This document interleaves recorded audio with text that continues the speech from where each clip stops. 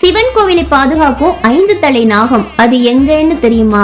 சுமார் 1400 ஆண்டுகளுக்கு முன்னாடி சித்தர்களாலும் மகான்களாலும் தோற்றுவிக்கப்பட்ட தொன்மையான சிவதலம் தான் இது. திருவண்ணாமலையில இருப்பது போலவே இந்த கோவிலும் மலை அடிவாரத்துல இருக்கு. ராகுகேது பரிகாரத்திற்கு காளஹஸ்தி எப்படி சிறந்ததோ அதே மாதிரி வாஸ்து முறைப்படி வாயு மூலையில இந்த கோவில் அமைந்துள்ளது. இந்த தலம் தேனி மாவட்டம் போடிநாயக்கனூருக்கு அருகில் உள்ள மேற்கு தொடர்ச்சி மலை அடிவாரத்தில் அமைந்துள்ள கீழச்சொக்கநாதர் ஆலயம். இங்க இருக்கக்கூடிய சிவபெருமான் கண்ணகி மதுரை எரித்த காலத்தில் உண்மைக்கும் நீதிக்கும் கட்டுப்பட்டு மதுரையிலிருந்து புலம்பெயர்ந்து இங்கு சொக்கநாதரா வீற்றிருக்காருன்னு சில ஐதீக கதைகளும் சொல்லப்படுது.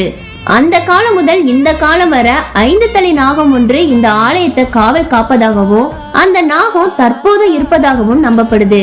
அதற்கேற்றவாறு இந்த ஆலயத்தை சுற்றிலும் புற்றுகளால சூழப்பட்டிருப்பதை நாம இப்பையும் பார்க்க முடியும்.